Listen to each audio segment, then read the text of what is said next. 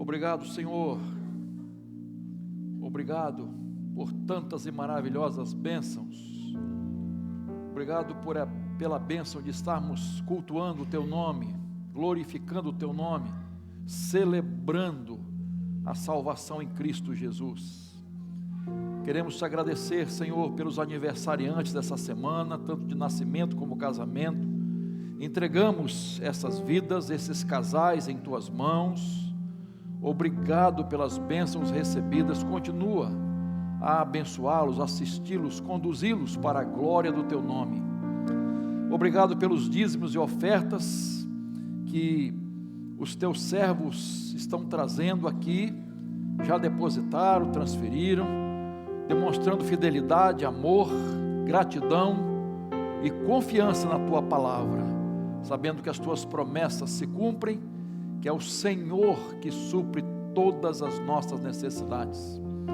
Abençoa as crianças no culto infantil também, Senhor, que a Tua palavra que será ministrada a elas, alcance o coraçãozinho de cada uma delas, Senhor.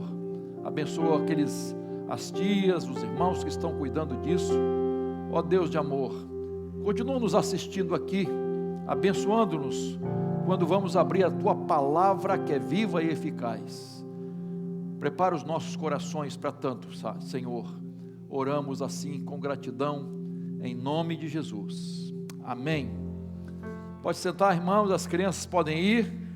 Nós temos o culto infantil, temos o berçário para os bebês e pessoas amorosas e responsáveis estão lá. E você vai abrindo sua Bíblia lá em 1 Reis, capítulo 19. 1 Reis, capítulo 19.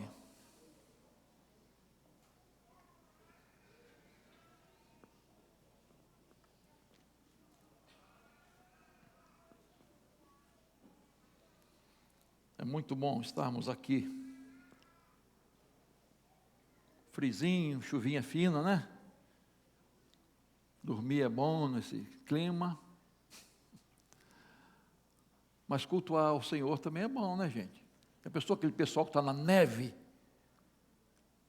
Puxa, teve um irmão que pegou menos 19 aí, não foi? Lá em Estados Unidos. Sensação térmica, menos 19. E, irmão, você... E a gente está aqui, frizinho mole, tranquilo. Tranquilo. Muito bem, queridos, vamos lá. 1 Reis, capítulo 19, a princípio de 1 a 4. Diz assim: Acabe contou a Jezabel tudo o que Elias havia feito, e como havia matado todos os profetas à espada. Então, Jezabel mandou um mensageiro a Elias para dizer-lhe: que os deuses me castiguem, se amanhã, a estas horas, eu não tiver feito com a sua vida o mesmo que você fez com a vida de cada um deles. Elias ficou com medo, levantou-se e, para salvar a vida, se foi e chegou a Berseba, que pertence a Judá, e ali ele deixou o seu servo. Ele mesmo, porém, foi para o deserto, caminhando um dia inteiro. Por fim, sentou-se debaixo de um zimbro, uma sombra, sentiu vontade de morrer e orou: basta, Senhor, tira a minha vida, porque eu não sou melhor do que os meus pais.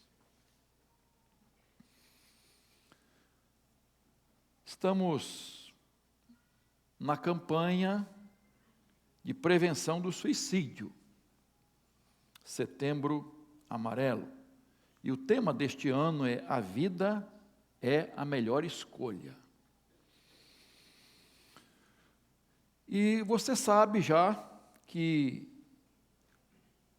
um dos principais motivos de suicídio, que leva ao suicídio, é a depressão. Eu estava olhando uma pesquisa que há mais de 300 milhões de pessoas no mundo enfrentando isso, irmãos. Isso não é brincadeira não, queridos. Independentemente da idade, da posição social, de religião, independente de qualquer coisa, de cultura,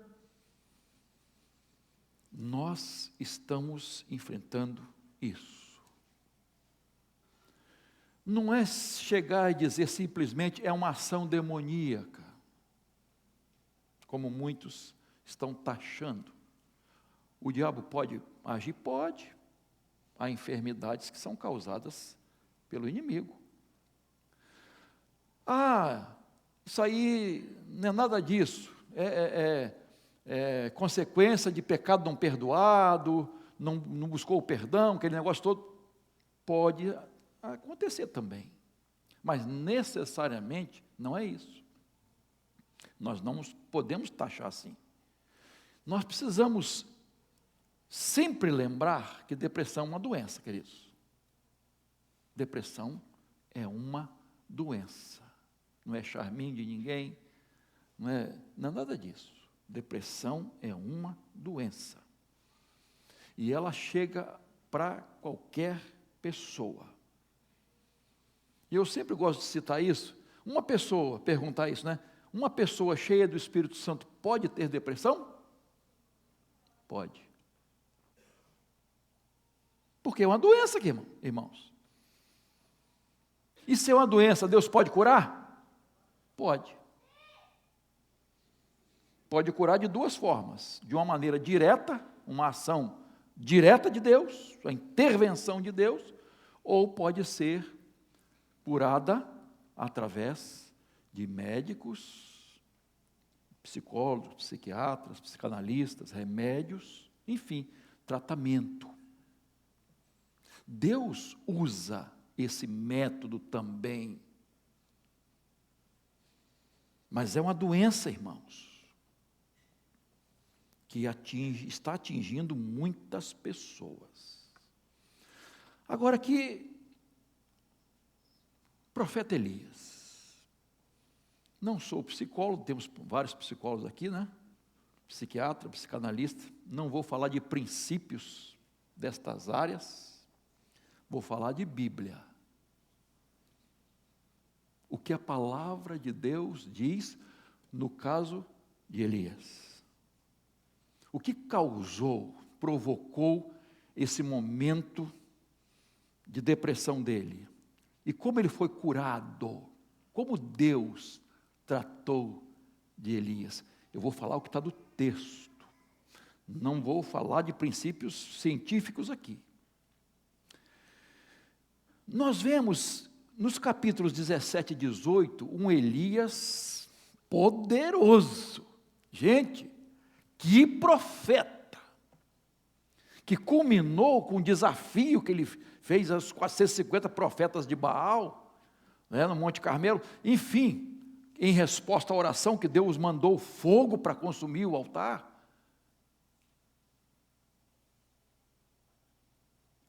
Esse Elias poderoso que confia em Deus, que ora a Deus, que tem certeza da ação poderosa de Deus, e que Deus fez por ele, através dele, muitos milagres. Esse mesmo Elias, no capítulo 19, é medroso,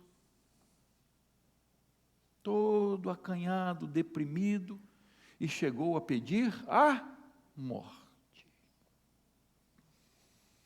Vamos ver algumas lições aqui desse texto. Deixa a Bíblia aberta aí, por favor, queridos. Acessada, sem olhar os recados que chegam para você, tá bom? As mensagens. Só com a Bíblia aberta aí, tá? É o seu compromisso comigo, hein? Com Deus, melhor. Causas da depressão. O que esse texto, repito, não é princípios científicos que eu estou falando. Eu vou tratar do texto. O que de alguma certa forma causou a depressão? e causa depressão. Primeira coisa lição que eu tiro do texto aqui, é quando a pessoa tira os olhos de Deus e focaliza as circunstâncias, os problemas, as dificuldades. Observe, capítulo 19, versículo 1 e 2, por favor. Acabe contou a Jezabel tudo o que Elias havia feito, e como ele havia matado todos os profetas à espada.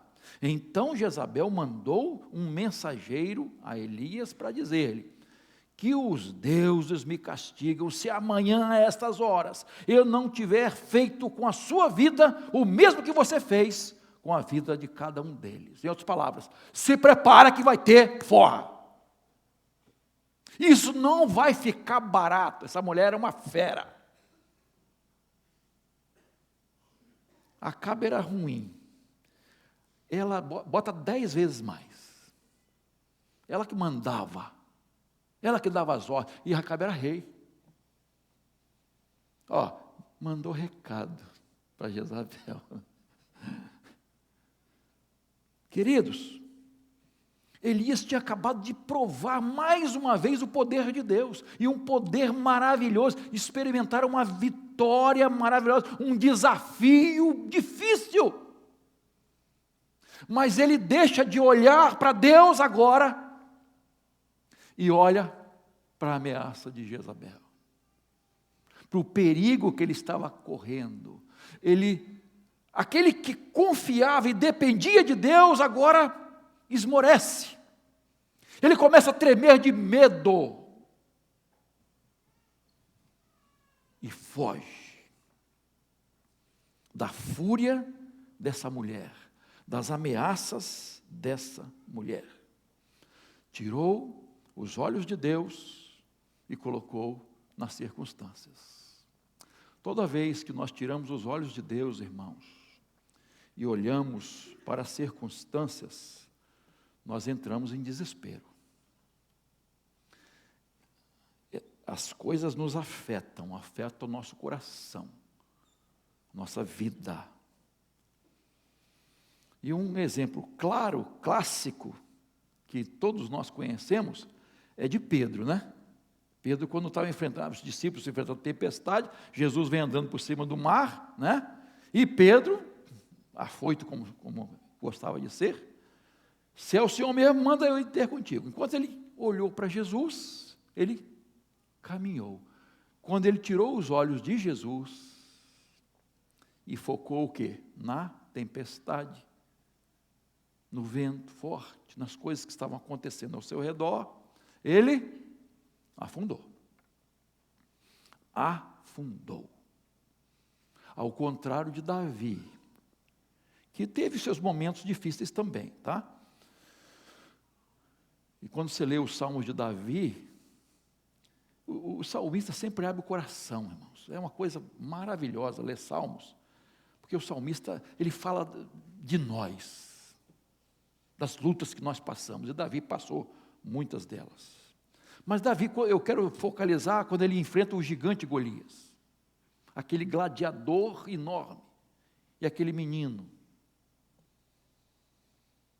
Ele não olha para o tamanho daquele gigante. Ele vai em nome do Senhor dos Exércitos. E como que Davi matou Golias? Com qual arma? Ele derrubou com a funda e a pedra, né?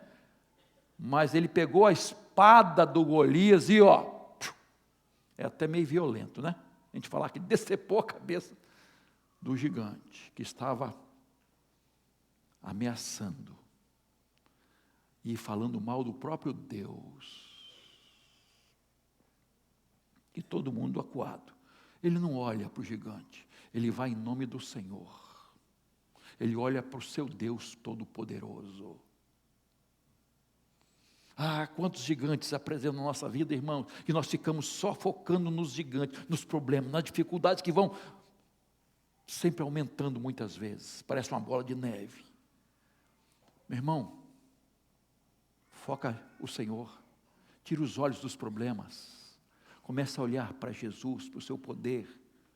O autor aos Hebreus, capítulo 12, diz que devemos olhar para Jesus, autor e consumador da nossa fé. Gideão é outro exemplo. 300 valentes enfrenta um exército muito preparado de 135.000. Nós vamos em nome do Senhor. Nós não vamos. Aquele vale estava assim, ó, parecia um formigueiro. Não olharam. Vamos olhar para o Senhor. Nós vamos em nome do Senhor. Eu poderia citar tantos outros exemplos na Bíblia. Moisés, por exemplo, diante do Mar Vermelho, irmãos. Não tinha saída, não tinha caminho, não tinha estrada. Mas ele não olha para as dificuldades. E o pessoal reclamando, hein? Ele olha para o Senhor. A saída vem do Senhor. E quando ele enfrentou um Deus considerado Faraó, o poderoso Faraó, ele vai em nome do Senhor. Minha querida irmã, meu querido irmão, sua vida não depende de homem algum, de mulher nenhuma. E eu ouso dizer, sua vida não depende nem de dinheiro. Sua vida não depende das circunstâncias favoráveis. Meu querido irmão, minha querida irmã, sua vida não depende da sua saúde ou da enfermidade. Sua vida está nas mãos de Deus. Sua vida depende de Deus, não é de armas. Sua vida depende de Deus. É Ele que te guarda, é Ele que te sustenta, é Ele que te guia. Ele te protege, Ele te livra. É Deus que faz isso, queridos. Então nós precisamos olhar para o Senhor. Esse Deus que jamais nos abandona. Isaías capítulo 41, verso 10, é Deus dizendo isso. É Deus dizendo.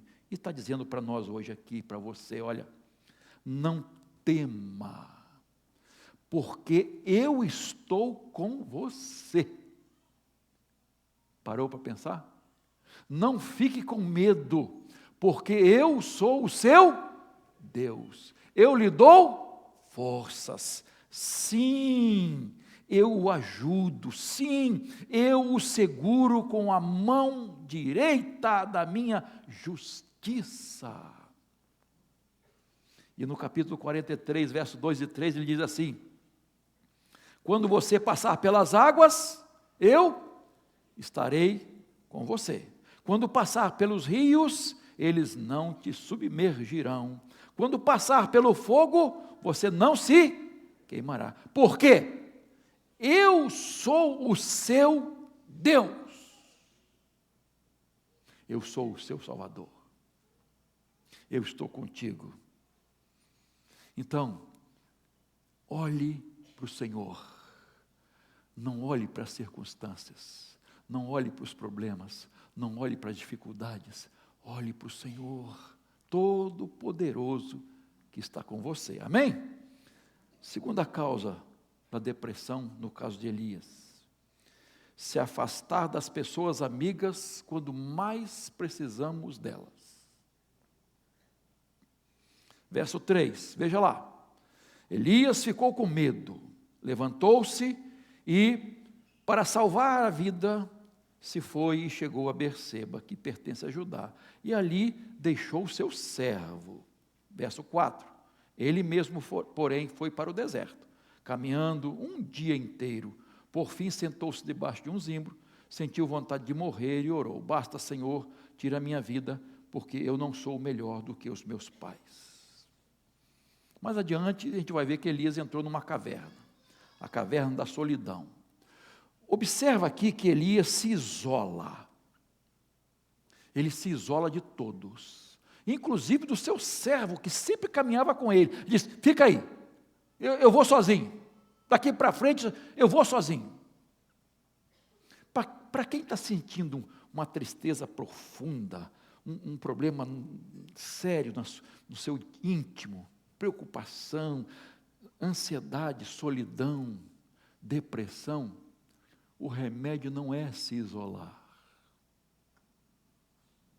O remédio não é se isolar, não é solidão, queridos. Na verdade, a pessoa que está em depressão, ela nem sabe direito, né? Às vezes as pessoas falam, estou em depressão, mas nem sabe direito. Mas a pessoa às vezes sente medo, vergonha, desespero. Ela tem uma tristeza muito profunda e ela não vê saída para os seus problemas. Ela não consegue enxergar a saída para a sua vida. É neste momento que precisamos de Jesus. Precisamos de ajuda profissional muitas vezes. Precisamos da família, de pai, de mãe, familiares que podemos confiar, que são mais achegados, amigos, irmãos e a família espiritual, a igreja de Jesus. Precisamos de gente. Até da sogra, se ela for boa, porque senão ela vai dizer assim, está vendo, eu não te avisei para não casar com esse traste, com essa traste, ela não quer trabalhar, quer ficar aí, ó, inventando doença, né? Estou brincando, mas às vezes tem muita gente que fala isso, né? Nós precisamos de alguém para nos ajudar, não para afundar mais. Nós precisamos de gente, irmãos. Gente precisa de Deus. Gente precisa de gente. E não é qualquer pessoa, claro, que te afunda mais. Pessoas amigas que nos amam, que querem nos ajudar, que têm prazer em fazer isso. E até se esforçam, se sacrificam para nos ajudar. Nós precisamos de gente. Não isolamento, não é remédio se isolar. Terceira causa aqui, no caso de Elias, a autopiedade que mascara a visão da vida. Observa o verso 4, mais uma vez, a parte B, olha o que Elias orou, olha a oração dele. Basta, Senhor, tira a minha vida, porque não sou melhor do que os meus pais. Elias poderia estar dizendo, meus pais estão mortos, e eu quero morrer também. A Bíblia não fala nada da família de Elias, tá? Nada. Mas eu penso que Elias está dizendo aqui, eu sou um fracasso como os meus pais foram. Eu não sou melhor do que eles. Eu estou fracassado. Eu não sou melhor do que meus pais porque eles foram um fracasso. A sua autoimagem negativa, sua autoestima baixa, estava achatando esse homem agora.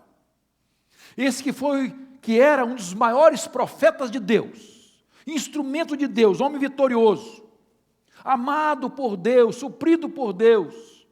E Deus mostra isso nesses 3 capítulos de uma forma maravilhosa, a ponto dele orar para não chover, porque o Deus da chuva era Baal, você sabe disso? Para Deus mostrar o seu poder, né? Depois ele ora para chover e Deus atende. Olha só, a oração desse homem mexia com a natureza. Este homem agora está deprimido, para baixo. Cadê aquele otimismo? Só tem pessimismo.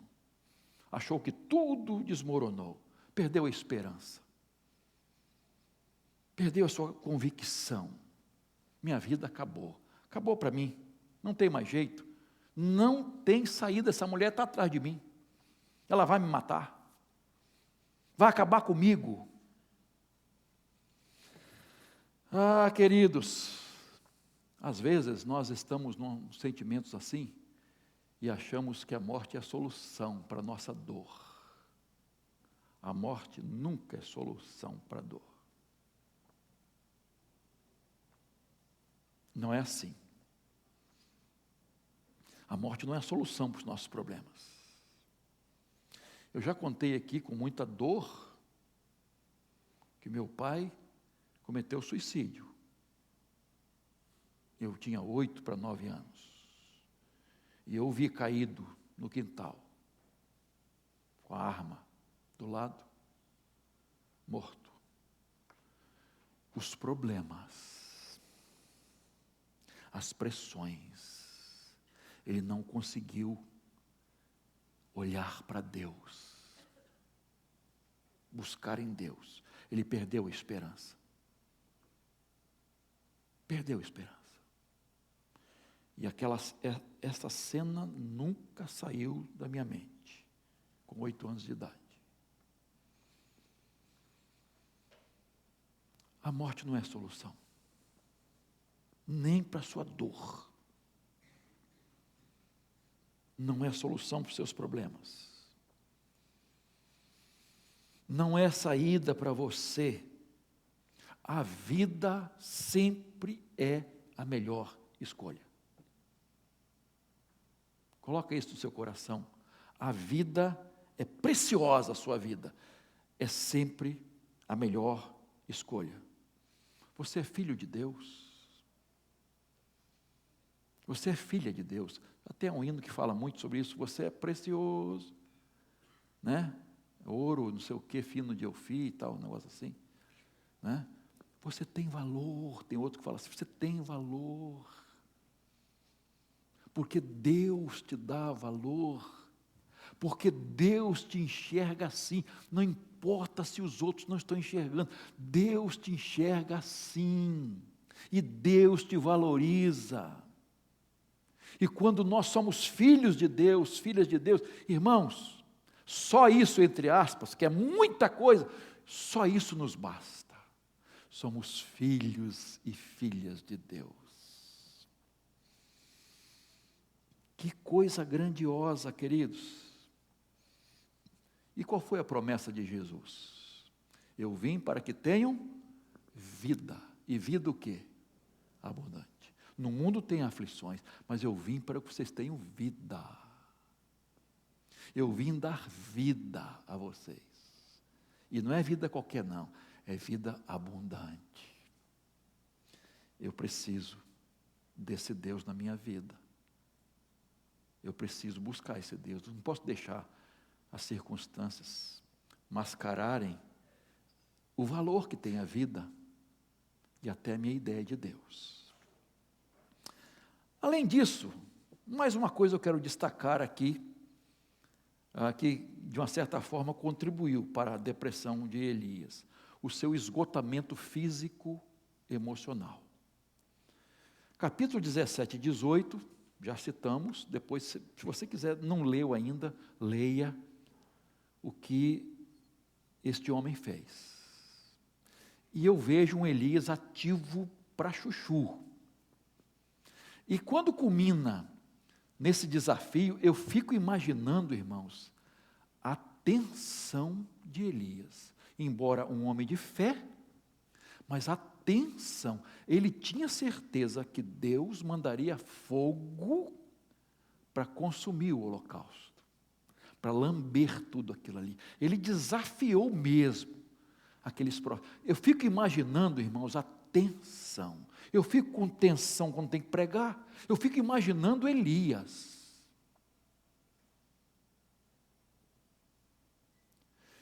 Ele foi ao seu esgotamento. E os estudiosos dizem que a gente tem que ter cuidado depois de uma vitória, uma grande vitória, pode vir um abatimento. Ou a gente cair em alguma tentação. Elias estava cansado fisicamente e exausto emocionalmente. Eu imagino que Elias estava quase estafado. Muito, muito cansado. As tensões. E às vezes quando nos enfrentamos isso, nós parece que viramos uma panela de pressão. As coisas vão...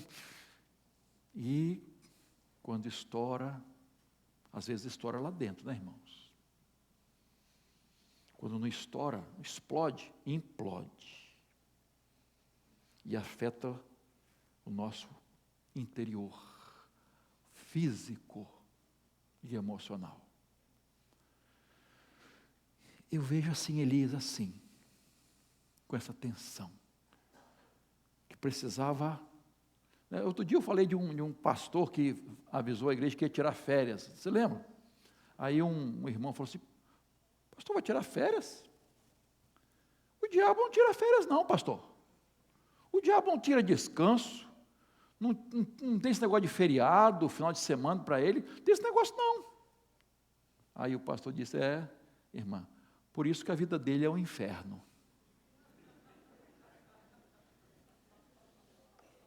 Ele vive no inferno.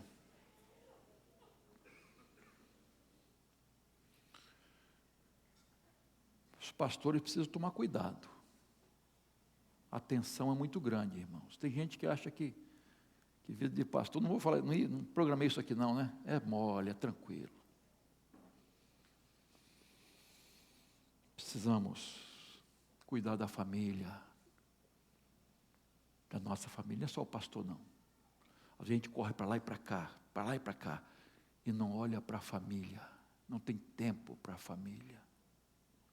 E as tensões aumentam. E a gente vai sofrendo, irmão, de esgotamento físico, mental, emocional. E o esgotamento físico, você sabe que é improdutivo, né? Já é estudo sobre isso. Tem empresas que até promovem momentos de lazer, de distrair a pessoa em algum momento lá no trabalho, porque a pessoa fica mais produtiva. Por que Deus estabeleceu o sábado? Descanso. É Shabat, dia do descanso.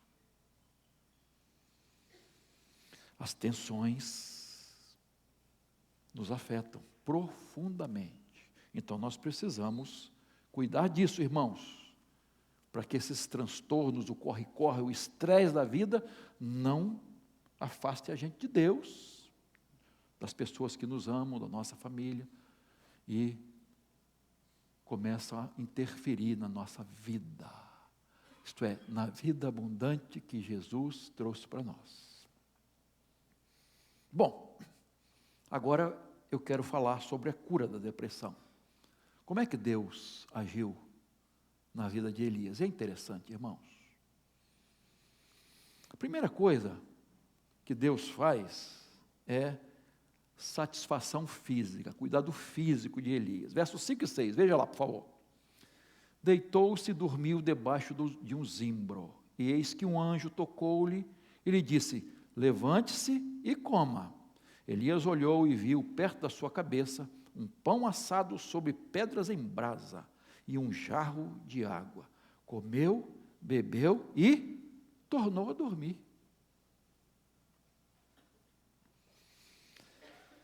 Ah, queridos, Deus providencia o alimento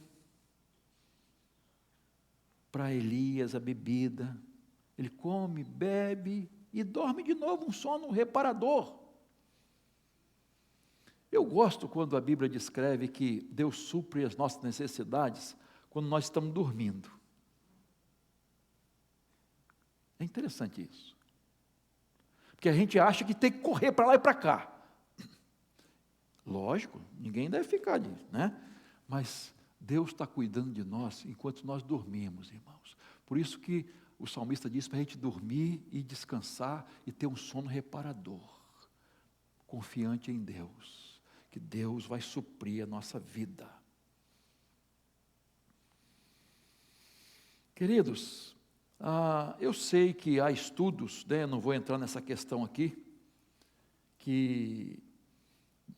chamado os hormônios neurotransmissores, as substâncias da felicidade, que eu não vou entrar aqui, posso até falar outro dia, que afeta o nosso emocional quando há falta dessas substâncias. Afeta o nosso humor, nossa alegria. Queridos, Deus começou a providenciar pão, água, sono reparador. Deus começa nos mínimos detalhes a suprir a vida de Elias. Veja a segunda coisa que Deus faz, a mudança de ambiente. Versos 7 e 8, veja aí. O anjo do Senhor voltou, tocou-lhe e lhe disse: levante-se e coma, porque a viagem será longa. Então Elias se levantou, comeu e bebeu. E com a força daquela comida caminhou 40 dias e 40 noites até Horebe, o monte de Deus. Deus tirou Elias do deserto e mandou ele lá para o monte Horebe. Caminhou 40 dias e 40 noites, mais ou menos mais de 300 quilômetros ele caminhou. Deus mudou Elias de ambiente, onde ele estava. Ele saiu da sua rotina, respirou novos ares, viu novas paisagens. Aquele que estava na beira da estafa, agora começa a ser tratado por Deus. E queridos, é importante quando a gente está meio estafado mesmo, preocupado, ansioso, concentrado demais, você aliviar suas tensões, saindo um pouco, saindo daquela rotina. E eu acho interessante que Deus cuidou de tanta coisa, assim dos detalhes, que aquele alimento que ele comeu, sustentou ele 40 dias e 40 noites. Que pílula aquela de astronauta que ele comeu? Que ele tomou? O que foi aquilo?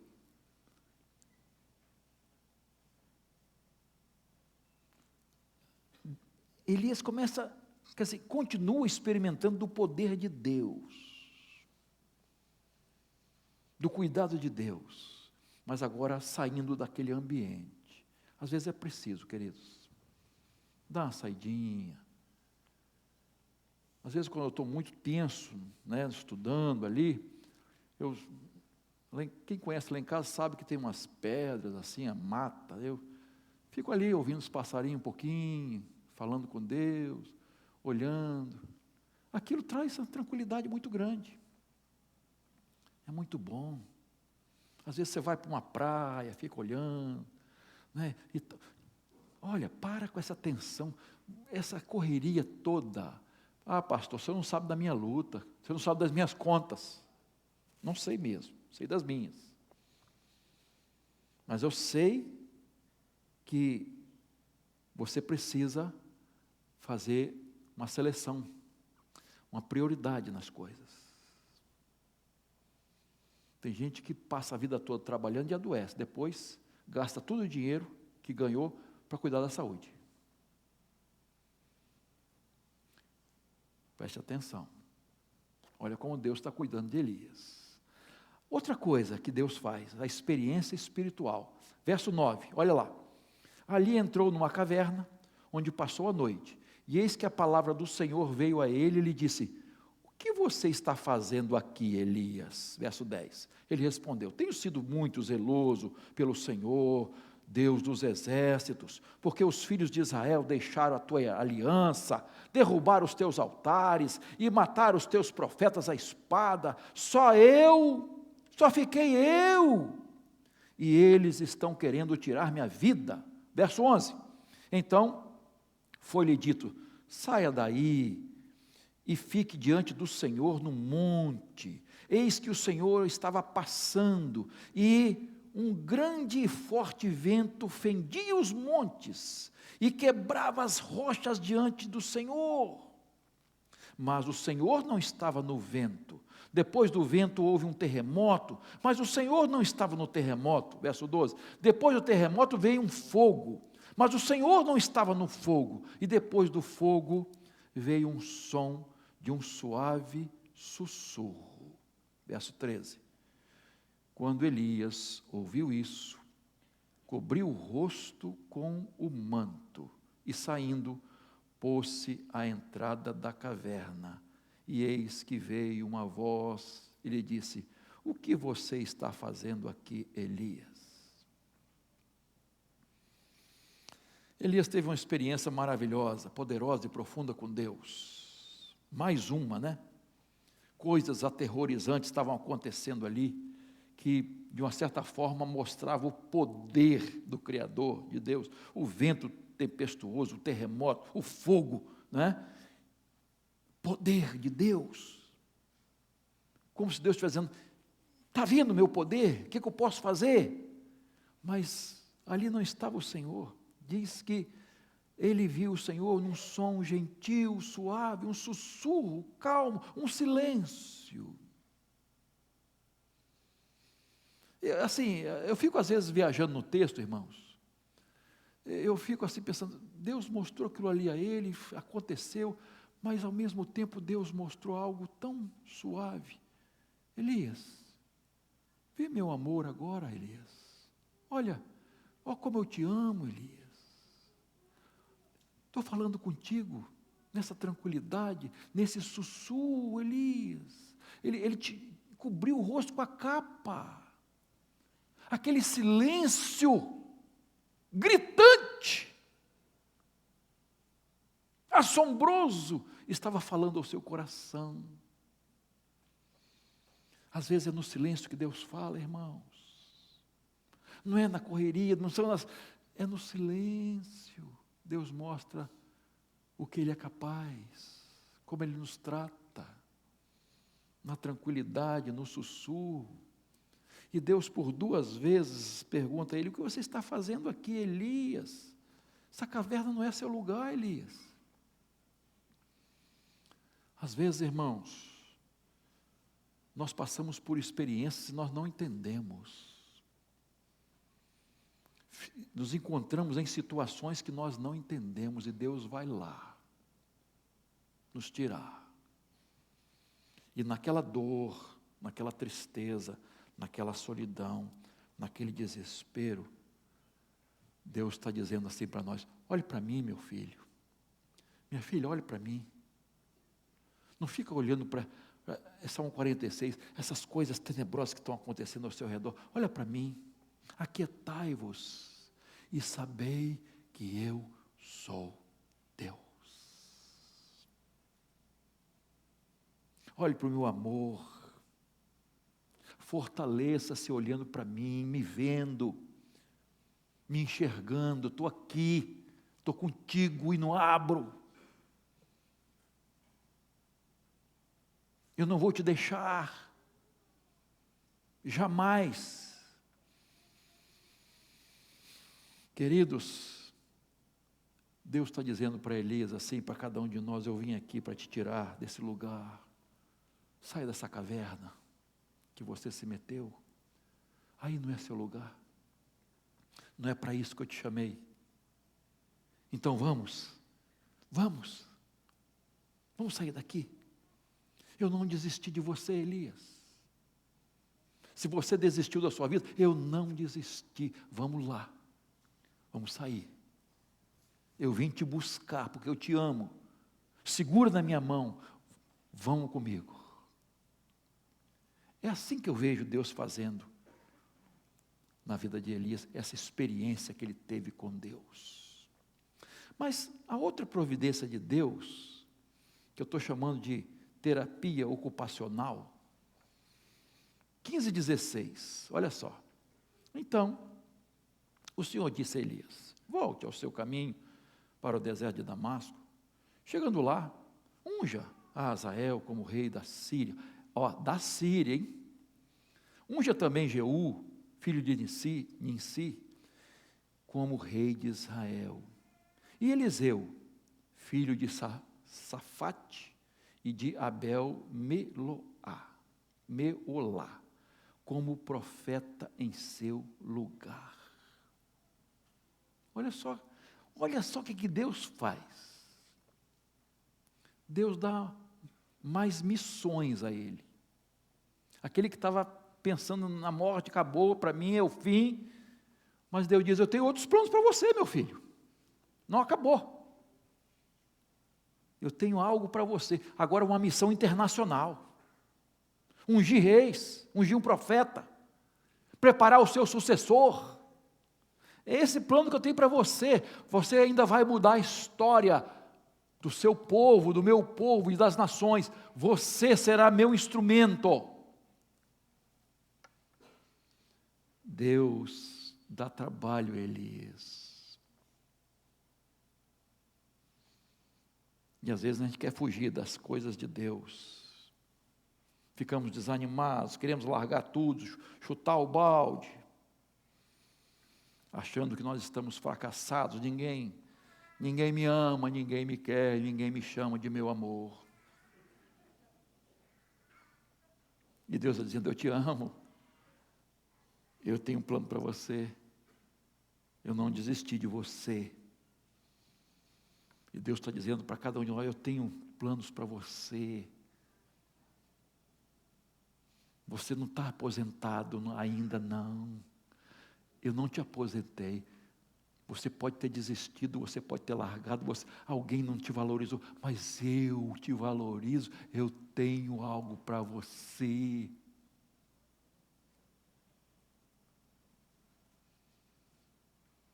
Eu tenho missões para você. Não é hora de largar as redes. Quem mandou largar a rede? Agora, olha outra coisa que Deus faz para terminar esse tratamento de Deus. Ele coloca ele numa comunidade terapêutica. Esse é outro fator. Verso 18, veja lá. Também conservei em Israel 7.000, todos os joelhos que não se dobraram a Baal, e toda a boca que não o beijou. No verso 17, Deus, depois, veja aí, Deus disse, vou cuidar dos seus inimigos. Pode ficar tranquilo que eu vou providenciar isso aí, tá? Não se preocupe com Jezabel, que eu vou cuidar dela, tá? E ele diz, tem um povo aqui, meu povo está aqui. Você não está sozinho. Tem 7.000 que não dobraram os seus joelhos, nem beijaram a imagem desse ídolo. 7.000. E ainda tem o profeta Eliseu, que ele ia ungir, não é, como profeta, que seria o seu sucessor, que ia ficar do lado dele. E é interessante quando você lê a trajetória dos dois, que Eliseu não largou Elias, irmãos. Você vai para lá, eu vou para lá. Você vai para cá, eu vou para cá. Eu vou para lá, eu vou para cá. E quando Elias foi arrebatado, ele foi arrebatado não foi carro de fogo não, queridos. Redemoinho. Só que o que o carro de fogo fez? Separou os dois. Irmãos, precisou de um carro de fogo. Porque Eliseu estava colado com ele. E Elias foi levado no redemoinho para junto de Deus. O que Deus está falando para ele aqui, irmãos? Eu tenho uma comunidade, eu tenho um povo que está com você. Eu não sei se foi o pastor Fábio Damasceno, psiquiatra, né? Médico psiquiatra, que tinha a S8, acho que se eu não me engano, não sei se foi ele que falou, mas ele recomendava pacientes, sabe para quê, irmãos? Para igrejas. Pessoas que não pertenciam a nenhuma igreja. Ele falou, eu quero recomendar uma igreja para você ir, para você se enturmar com aquele pessoal. Ali há uma comunidade de amor. Eu sei que não são todas, que tem gente até, tem igreja, desculpa, né, irmãos, que até pioram as pessoas.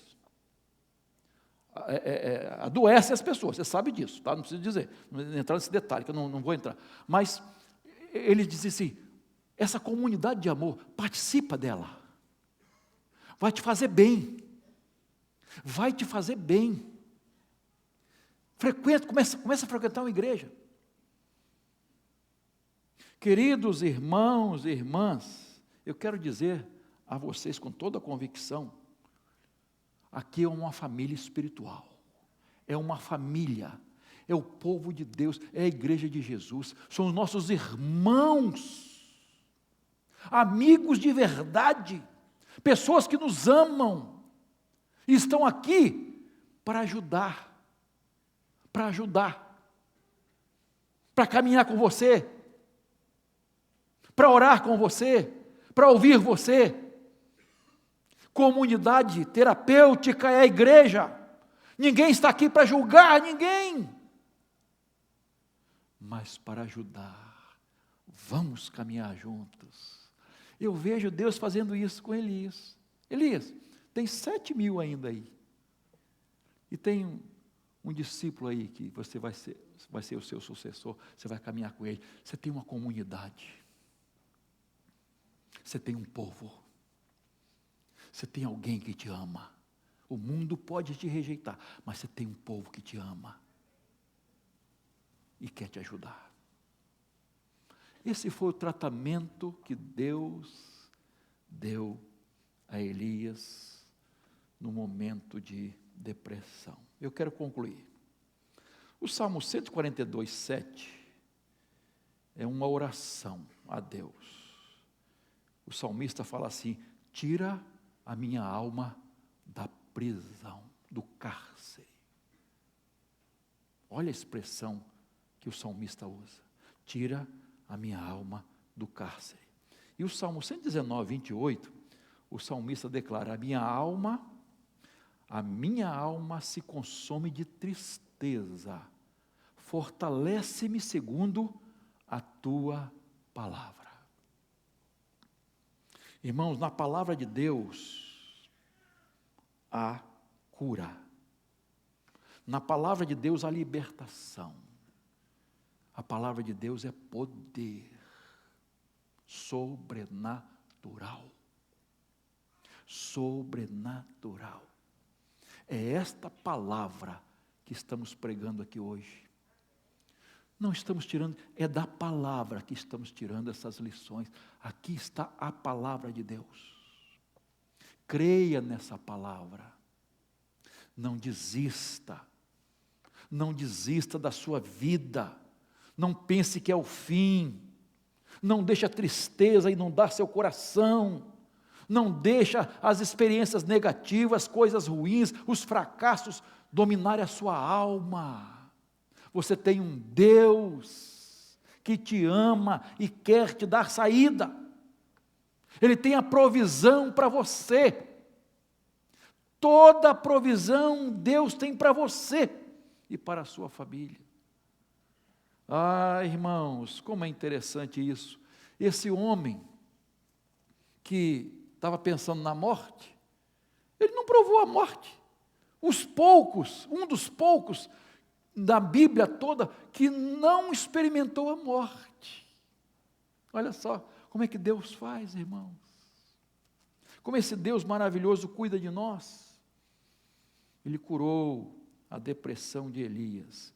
E Tiago, capítulo 5, 17, a parte A, o grande profeta Elias,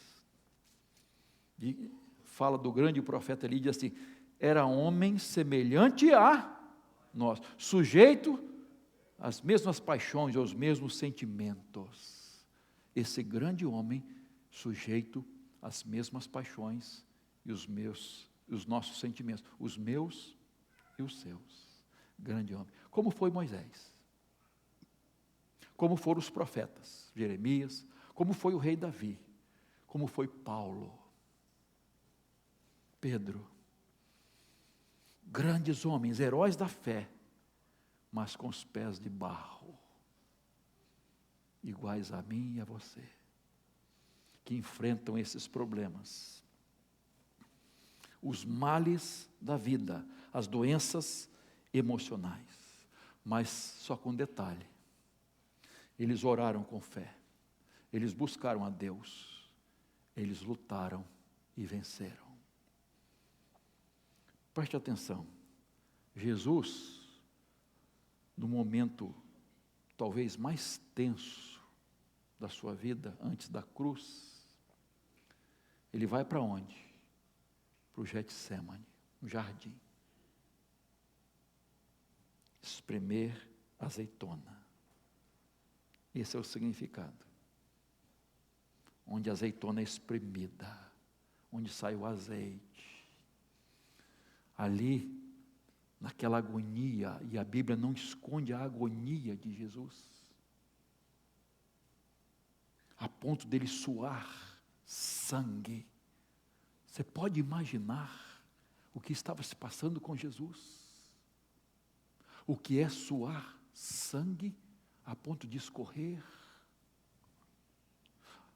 E esse Jesus chamou 3 dos seus discípulos para estarem com ele. Quem foi? Pedro, Tiago e João. Vem aqui comigo.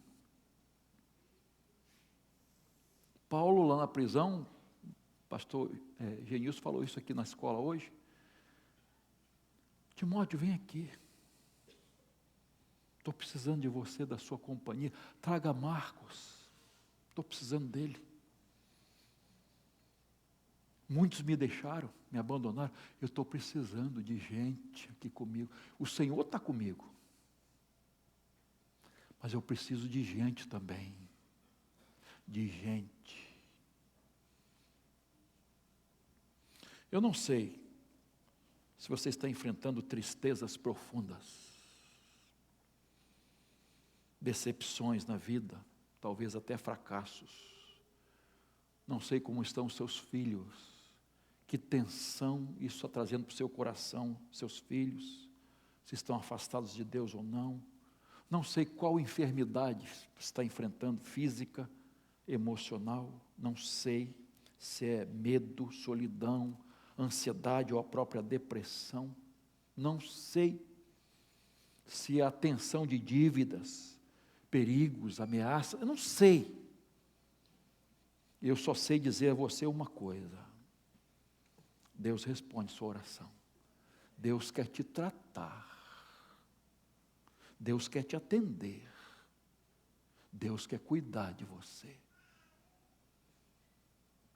Deus quer fazer isso, porque Ele te ama. Deus não despreza ninguém. E a cura na sua palavra. A cura, eu creio. A cura na palavra de Deus. Então busque o Senhor. Busque o Senhor. Busque as soluções de Deus para a sua vida. E eu tenho certeza que algo grandioso, maravilhoso, vai acontecer com você e com a sua família. Amém? Vamos orar, queridos. Tem alguém sozinho aqui? Venha ficar perto de alguém, por favor, de preferência de um lado e de outro. Se você quiser vir ainda para a oração, pode vir. Você está na presença do Deus Todo-Poderoso. Você está junto a uma família, a família de Deus. Vem aqui, alguém aqui perto desse irmão aqui, ó. Fica aqui com ele. Isso. Está dizendo, estou aqui contigo. Nós vamos caminhar juntos. Pode contar comigo. Nós somos essa família de Deus. Senhor, nós queremos te agradecer de todo o nosso coração, porque o Senhor nos ama e cuida de nós. Obrigado pela vida, esse bem tão precioso que o Senhor nos deu, e mais, a vida abundante em Cristo Jesus. Obrigado, Senhor. E agora eu quero entregar, nós queremos entregar nas tuas mãos estas vidas que estão aqui, Senhor. Aqueles que talvez não quiseram vir, da mesma forma, nós entregamos nas tuas mãos. Age, Senhor, nesse coração, nessas emoções, transforma essas tristezas em alegria, Senhor, esses fracassos em triunfos, Pai. essas lágrimas em grande alegria e exultação. Ó Deus, opera maravilhas nesta noite, milagres, traz cura, Senhor, física, emocional e espiritual. Nós precisamos, e o Senhor tem essa solução para nós. O Senhor, na tua palavra, que é viva e eficaz, traz para nós esses remédios para o corpo, para a alma e para o espírito. Obrigado, Senhor. Abençoa essas vidas, abençoa as pessoas que nos acompanham, que agora também estão fazendo uma decisão, lá na sua casa, no seu trabalho, onde estiverem. Age também naquelas vidas, Senhor, nessas vidas, para a glória do teu nome. E toda a honra, toda a glória, nós sempre daremos ao Senhor. Dás uma semana de paz, de alegria, guardados, protegidos, e com vida abundante. Em Cristo Jesus, nós oramos e tudo agradecemos-te. Amém.